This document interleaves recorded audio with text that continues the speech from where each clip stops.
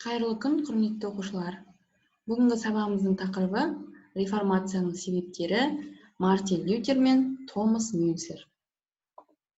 Сабағымыздың мақсаты адамның дүниетанымы мен қоғамдық өмірдегі дін рөлінің өзгеру себептерін анықтау.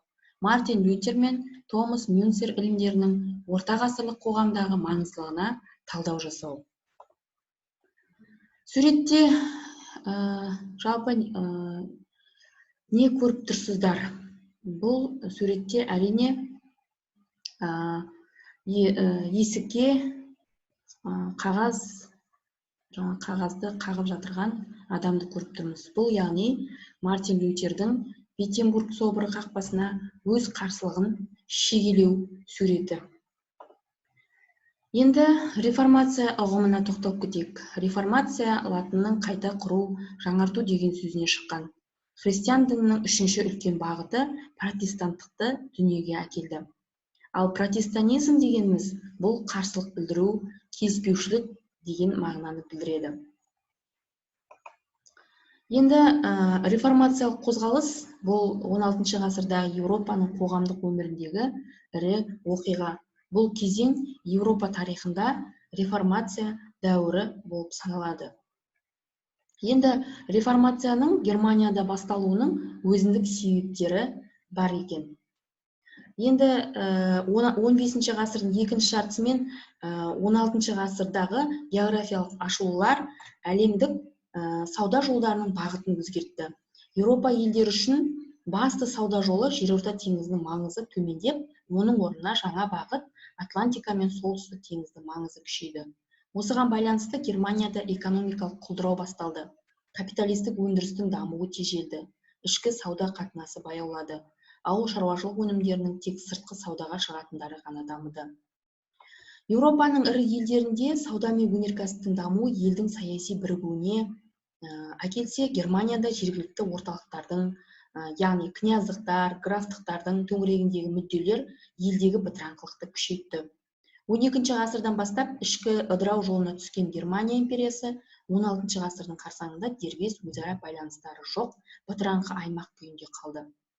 Дербес бірлестіктердің арасында талас-тартыс, бәсекелестік орын алды. Жергілікті жерлердегі билеуші князьдер биліктерін күшейтіп, өз ақшаларын шығара бастады. Сөйтіп, елдің бытыраңқылығы экономиканың құлдырауына келіп соқтырды. Неміс саудагерлері мен кәсіпкерлері мемлекеттің көмегімен қолдауынан айырылған болатын. Енді 15 ғасырдың аяғы мен 16 ғасырдың бас кезінде Германияда католик шіркеуінің ықпалы күшейді. Оның ұлан байтақ жер иеліктері болды. Ол жерлерден түсіп жатқан табыстар Рим папасының қазынасына жөнелтілді. Католик шіркеуі индульгенциялар сату арқылы көп табыс тауып тұрды. Енді индульгенция дегеніміз не екен, соған тоқталып кетейік. Индульгенция бұл орта ғасырларға Рим папасы атынан күнәні кешіру және де сол арқылы католик шіркеуінің ықпалын нығайту және дінге сенушілерден ақша жинау үшін қолданылған амалдардың бірі екен.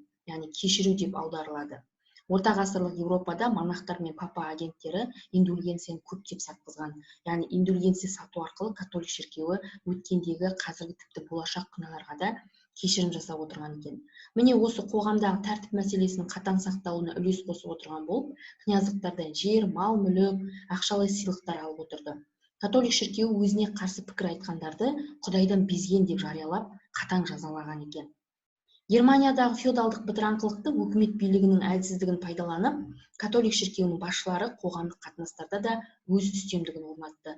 Дін басылары князьдарды бағыныштылықта ұстауға тырысты. Католик шіркеуі орталықтарының қыруар жерді иемденуі жері жоқ неміс рыцарьларының да наразылығын туғызды. Енді шіркеу табыстарының ауыртпалығы қарапайым еңбекші халыққа, яғни шаруаларға, қолөнершілер мен саудагерлерге түсті. Ауыртпалық дегеніміз енді қиыншылық деген сөз ғой, оқушылар. Католик шіркеуінің өкімет билігіне ұмтылуы неміс князьдерінің наразылығын туғызды.